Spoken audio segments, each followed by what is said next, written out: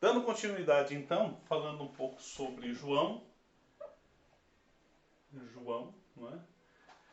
É interessante notar no Evangelho de João, sem muito aprofundamento nesse ponto, né? Porque de fato não é muito foco do nosso curso, mas aqui abre uma perspectiva muito interessante, sobretudo em João 2, bodas de Caná, onde o matrimônio vem colocado como imagem, matrimônio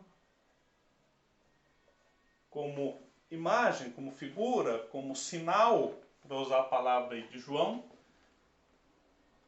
do reino de Deus. E no reino de Deus, o que nós percebemos? O reino de Deus ele vem tratado em chave nupcial, não é? Questão do reino de Deus segundo uma lógica nupcial. Então, é interessante notar aqui como que, novamente, os profetas influenciam a visão do Novo Testamento. Quer dizer, toda aquela reflexão feita do amor esponsal para olhar a relação de Deus e o povo, aqui vem mostrando, então, como que também essa realidade nupcial pode iluminar toda essa reflexão a partir do reino de Deus, onde, então, Jesus é o esposo, Jesus como esposo e a igreja como esposa. Igreja como esposa. Esposa. Acho que dá para ver aí, né? Então, como esposa. O que ocorre? Essa imagem aqui das bodas de Caná, quer dizer, Jesus, o novo esposo, ele é o esposo das núpcias da nova aliança, não é? Então, nas bodas de Caná, quer colocar muito essa realidade, muito mais com um casamento, mas como essa imagem do reino de Deus, selado nupcialmente, do qual Jesus é o esposo que se doa pela igreja. E essa imagem vai entrar muito forte em Efésios capítulo 5. Efésios 5, onde Paulo falando então, esposos e esposas, ame-se como Cristo amou a igreja e por ela se entregou. Então aqui nós vamos perceber como que essa imagem do amor de Jesus pela sua igreja, ele agora precede. Né? É interessante um pouco esse novo modo de olhar. Se outrora os profetas disseram, olha, essa realidade esponsal que nós vivemos de amor, de fidelidade, de perdão, de buscar a mulher, resgatar, como era o caso de Oséias, né? É como Deus ama. Agora aqui, tá vendo como que Jesus ama a igreja? Assim também vocês devem amar. Então Jesus aqui é colocado o amor de Jesus, amor de Cristo, né? Vamos colocar assim, como modelo para o amor esponsal, para o amor esponsal. Então aqui é interessante essa inversão que se faz, não é uma inversão, mas é um novo modo de ver, um ponto de vista diferente, onde o amor de Cristo agora passa a ser colocado como proposta para os casais, desse amor, doação pelo outro, tá certo? Então aqui é interessante, né? João 2 tem essa perspectiva aqui, não é? Sabemos que toda essa realidade esponsal vai ser uma linguagem, inclusive litúrgica, né, que permanece até hoje na nossa liturgia. Sempre retomam textos, né, bem-vindo ao banquete nupcial do Cordeiro. E Jesus mesmo em suas parábolas vai usar tantas vezes o contexto de matrimônio, né, para falar da realidade do reino de Deus. Tá certo? Então, nesse sentido, nós vamos perceber então como que essa linguagem nupcial perpassa também aí nos escritos neotestamentários, sobretudo o Evangelho de João, que é o mais tardio, né? Escrito mais tardiamente. Bom, falando agora mais especificamente de Paulo,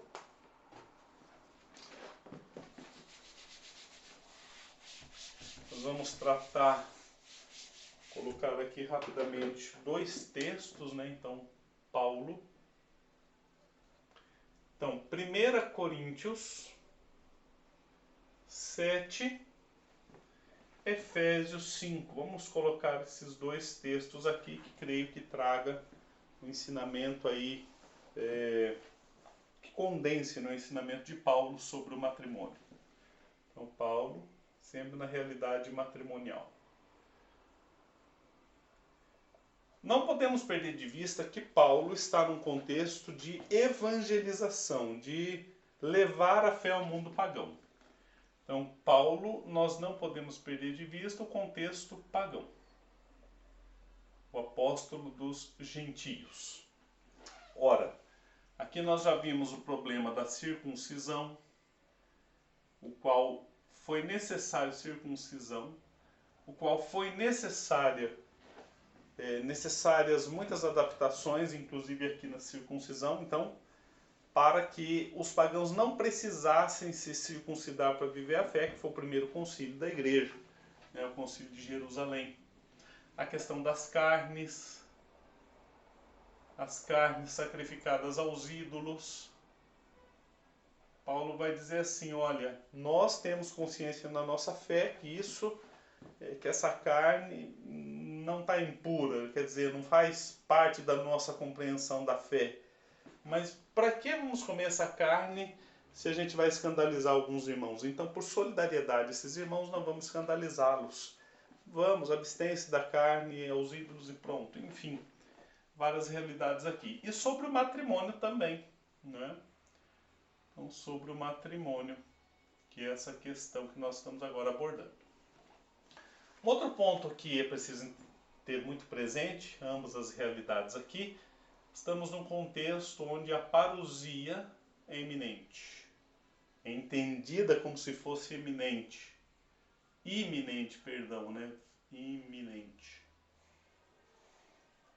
Parousia é iminente. O que significa? Jesus está voltando, né? Jesus está voltando, o mundo vai chegar a uma conclusão e seremos elevados aos céus, então isso está muito perto. Então, essa realidade acabou de certa maneira, fazendo com que Paulo privilegiasse a vida de castidade ou virgindade, né? A virgindade em detrimento da vida matrimonial.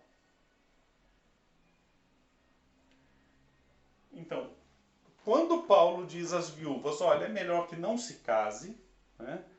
E ele fala, aqui vai ter sempre, né, Coríntios 7, a questão do ensinamento. Isso diz o Senhor, não eu.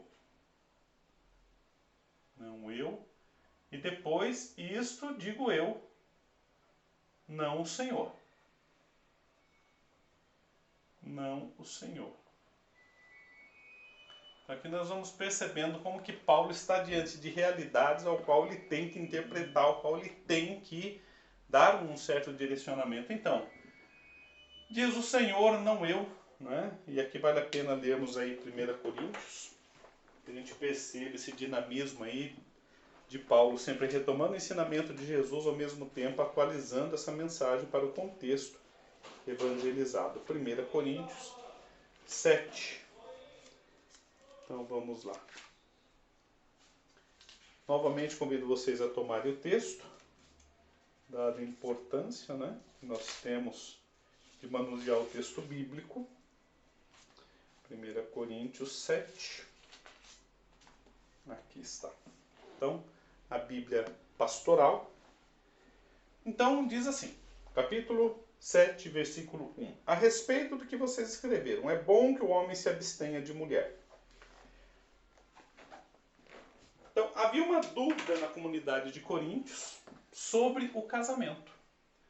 Então, vamos dar uma olhadinha. Além da parousia iminente, outro fator importante aqui, esse é um, esse é outro, era o gnosticismo.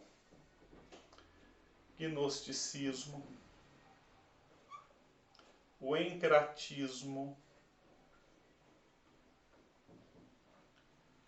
Ou seja, realidades, linhas de pensamento que desprezavam a corporeidade. Então, um desprezo pela corporeidade. Corporeidade e valorização do espírito, do espiritual, não é? O espiritual. Ora, isso aqui dava diversas interpretações. Primeiro, o que vale é o espírito. Essa era a principal tendência, né? Dizendo assim de modo muito resumido. Mas então, sendo o importante o espiritual, o corporal deve ser desprezado, ou melhor, é indiferente. Então, seja uma interpretação que era do desprezo. Então, vem essa pergunta aqui.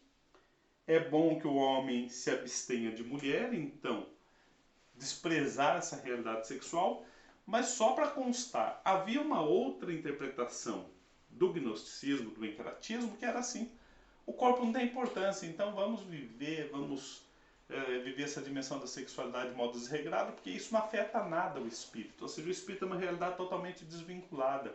Então perceba como que uma interpretação ou outra levava a uma má compreensão da justa integração, né, entre corpo e espírito. Tá certo? Então, a respeito do que vocês escreveram, é bom que o homem se abstenha de mulher. Para evitar uniões ilegítimas, cada homem tenha sua mulher e cada mulher seu marido. Então Paulo fala assim: para evitar, não é, uniões ilegítimas, ou seja, fornicação também. Lembra que o termo que é sempre traduzido pela pastoral como uniões ilegítimas, né? Então cada homem tem a sua mulher e cada mulher tem o seu marido. Essa visão da parousia iminente, então, vai fazer com que Paulo olhe essa realidade do casamento, às vezes até um pouco condicionado, né? Como se diz aqui, para que se evite, né, as uniões ilegítimas, né? O marido cumpra sua obrigação para com a esposa, igualmente a esposa para com o marido. A mulher não é dona do próprio corpo, e sim o marido. Assim também o marido não é dono do próprio corpo, e sim a mulher. Então aqui já coloca um pé de igualdade entre homem e mulher. Assim também o marido, isso, no versículo 5 agora, não se privem um do outro, a não ser de comum acordo por algum tempo, para se dedicar à oração.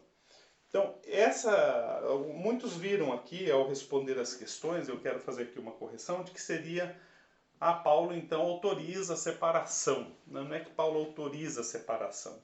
Aqui se trata de um afastamento temporário, uma abstenção temporária de relações sexuais, né? Mas não está aqui em questão ainda o divórcio, separação, toda essa questão. Entendam bem aquilo que o texto está propondo. Então, depois disso, voltem a unir-se para que Satanás não os tente, para não conseguirem dominar-se.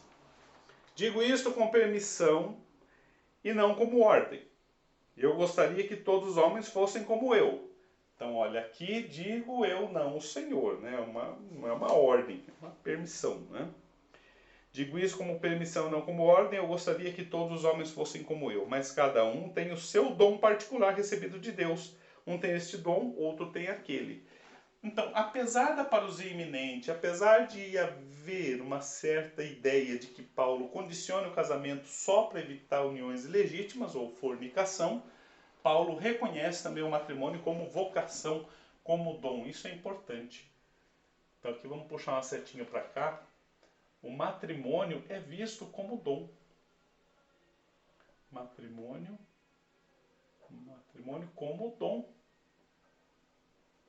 Como dom. Né? Então é importante considerar essa realidade aqui. Então, Deus... Então, cada um tem o seu dom particular recebido de Deus, um tem este dom, outro tem aquele. Ou seja, o dom do matrimônio, outro tem o dom da castidade, como nós vimos. A castidade, isso aí Marciano Vidal que colocava, a castidade, ela vem agora, a vida virginal, né, a virgindade, ela vem colocada como um valor, não como um contravalor que era no Antigo Testamento, tá certo? Muito bem, versículo 8º. Capítulo 7, versículo 8º da 1 aos Coríntios. Aos não casados e às viúvas digo que é bom ficarem como eu. Mas, se não conseguem dominar-se, que se casem, pois é melhor casar-se do que ficar ardendo de desejo. Então aqui interessante é outro conselho que Paulo dá, né? Digo que é bom ficarem como eu. Mas sempre a questão aí da sexualidade, dessa força da sexualidade que Paulo considera aqui. Aos que estão casados ordeno, não eu, mas o Senhor.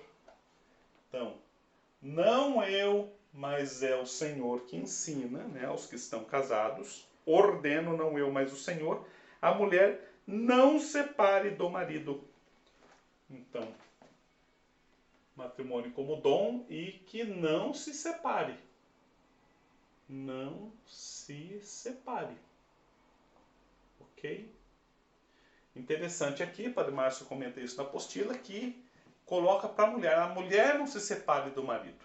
Né? Enquanto que o marido poderia se separar da esposa, não diz. A gente vai ver na história da igreja depois como isso foi um tanto confuso logo no início. Né? Então a mulher não se separa do marido. No entanto, caso venha separar-se, que não se case de novo, ou então se reconcilie com o marido. E o marido não se divorcie de sua esposa. Mas não fala do novo casamento em relação ao esposo. Mas sempre o apelo para que não se separe. E se separar, não case de novo. Se porventura separar-se, não casar de novo. Não casar-se de novo. Aqui então está em sintonia com aquilo que nós vimos na interpretação católica, né? Então, separe-se, mas não se case de novo. A questão é que o casar-se de novo aqui fica restrito, né, à questão da mulher e não do homem. Tá certo? Aos demais eu digo, eu mesmo não o Senhor, se algum irmão tem uma esposa que não tem fé, e ela concorda em habitar com ele, não se divorcie dela. E se alguma mulher tem um marido que não tem fé, e ele concorda em habitar com ela, não se divorcie dele. Pois o marido que não tem fé é santificado pela esposa, e a esposa que não tem fé é santificada pelo marido que tem fé. Ou seja, aqui é interessante notar que Paulo coloca a compreensão que era muito mais que óbvia. A realidade do matrimônio é uma realidade criatural, não está vinculada à fé. A fé enquanto novo modo de crer, mas é uma realidade humana, terrena. Né? E nesse sentido, então, se um cristão tem uma mulher sem fé, né, sem a fé aqui cristã, continue fiel a uma realidade humana, terrena. Né? Não há um impedimento assim.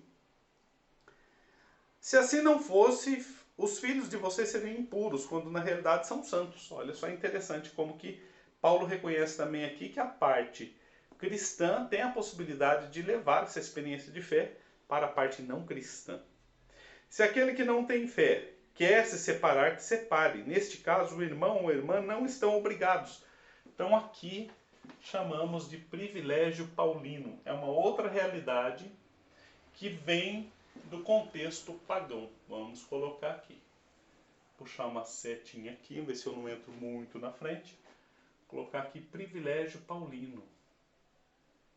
Privilégio paulino foi o nome dado na história a esse entendimento de Paulo. Padre Márcio até diz lá o assim chamado privilégio paulino. Ora, aqui estamos diante novamente de uma realidade a qual quero retomar a apostila, para que vocês entendam. Só um minuto aqui. Vida sacramental. Para que se perceba o que... Só um minutinho para eu achar aqui a página. O mistério grande. Segundo casamento e viuvez. Vocação cristã. Privilégio paulino está aqui a página 47.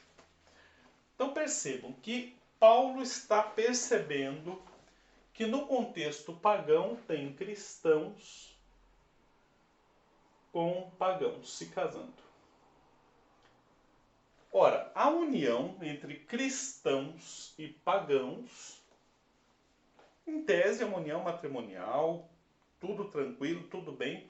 Agora, em vista da fé, do vínculo, Paulo percebe então, né, que se a parte pagã quiser se separar, que separe, e a parte cristã está livre. Então é interessante que da parte cristã o compromisso deve ser mantido.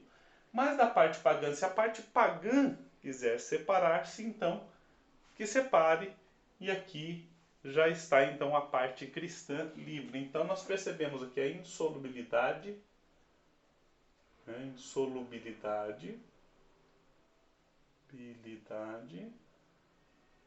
sendo repensada diante de uma situação particular.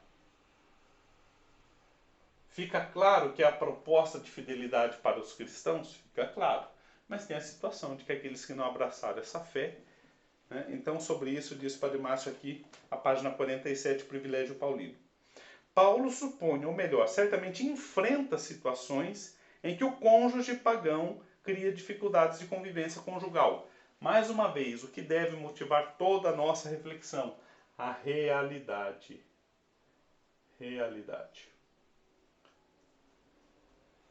A realidade pela qual as pessoas passam. É muito mais que olhar a lei primeiro, vamos olhar a realidade das pessoas para que a lei ou a proposta, o ideal ilumine, certo?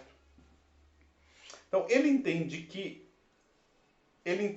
então ali se deva abrir uma exceção à indissolubilidade do matrimônio, que são os versículos 15 e 16 do capítulo 7 que estávamos lendo. Se o cônjuge pagão insistir na separação, separe-se, e o cônjuge cristão está livre. Paulo não fala explicitamente em segundo casamento, mas sempre se entendeu que isso seja possível, contanto que se faça no Senhor. É o versículo 39 que nós vamos chegar lá na leitura, né? Vamos continuar lendo o texto bíblico. Isto é, com um parceiro cristão. Essa permissão de divórcio para uniões mistas entrou na igreja como privilégio paulino. Tá certo? Então tem essa realidade a ser contemplada aqui no capítulo 7. Voltando aqui então, divorcie-se dele, né? Pois o marido que não tem fé é santificado pela esposa, etc. Ok, nesse caso o irmão e a irmã não estão obrigados. É para viverem na paz que Deus chamou vocês. De fato, como é que você, mulher, pode ter certeza que salvará seu marido? E você, marido, como pode ter certeza de que salvará sua mulher? Indo lá para o versículo 39, vemos: a mulher está ligada ao marido durante todo o tempo que ele viver. Se o marido morrer, ela estará livre para casar-se com quem quiser, desde que seja no Senhor. Então, esse casamento no Senhor era o casamento entre cristãos para viver a realidade terrena à luz da fé cristã. Então, entendam isso. Casar-se no Senhor significa casar-se vivendo a proposta da fé cristã. Tá certo? Não é casar na igreja. Não entendam casar-se no Senhor como esse casar na igreja. Não. É casar-se com alguém também que comunga da mesma fé e que vive os mesmos princípios. Tá certo? Então, aqui é indissolubilidade bem repensada, aquilo que se chamou na história privilégio paulino, né? Então, perceber como que aqui a comunidade já coloca situação que desafia a vivência absoluta, rigorista, rígida da questão da indissolubilidade, tá certo? Considerando aqui os mesmos contextos, né, para os iminentes, a questão do gnosticismo e do encratismo e a questão da evangelização entre pagãos, nós vamos agora para Efésios. E Efésios nós vamos então perceber, lá Efésios 5, né? A respeito entre marido e esposa, é o título aqui que a Bíblia pastoral, lendo sempre dela. Então, a partir do versículo 21, né, eu vou apagar um pouco aqui, para que a gente consiga puxar uma reflexão a partir dessa citação bíblica aqui. Então, não desconsiderando toda essa realidade, muito pelo contrário, pressupondo tudo isso que dissemos, então, Paulo diz 5, 21 a aos seguintes aqui, não é? Pais e filhos, depois vamos até o 33. Então diz assim: sejam submissos uns aos outros no temor de Cristo, ou seja, no Senhor, né? Segundo essa proposta de fé em Deus. As mulheres sejam submissas a seus maridos como ao Senhor, pois o homem é a cabeça da mulher, como também Cristo é a cabeça da igreja, ele que é o Salvador do corpo. Então nós temos que ter um outro fator, além do gnosticismo, além da parousia, além da questão dos pagãos, a questão cultural, né, entre homem e mulher. Homem e mulher. Tá difícil, hein? Vamos lá de novo aqui. Deixa eu pegar o apagador que apaga melhor, né? O apagador foi feito para apagar. Então vamos lá. Homem e mulher.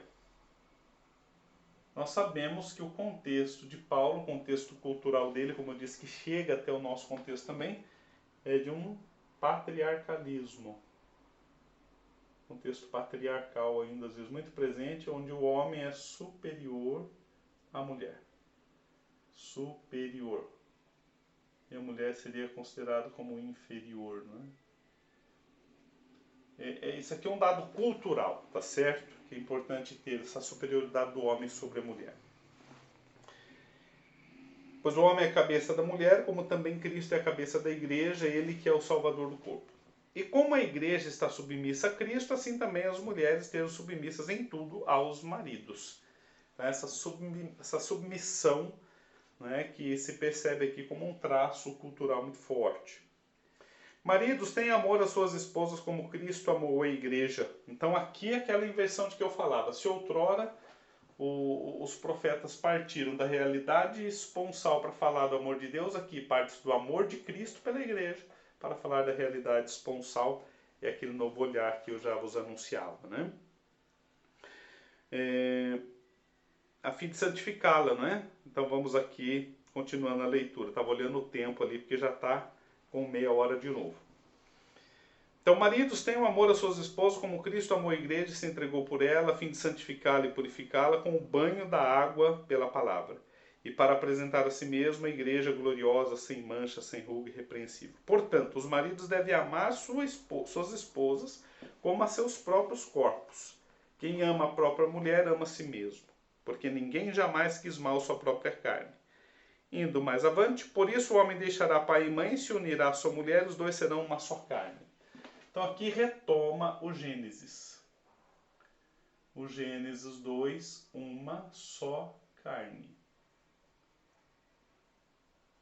Interessante como que o princípio permanece vivo na história da igreja, ainda que se precise repensar, mas o princípio é mantido.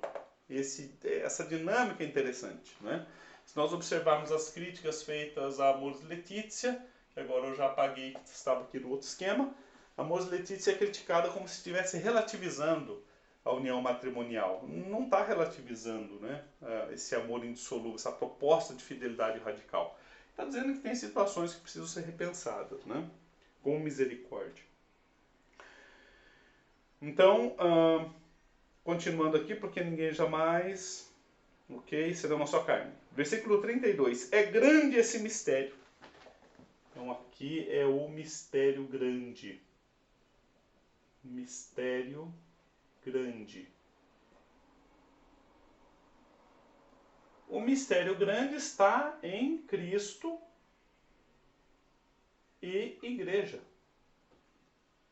Esse é o mistério grande. Tá certo?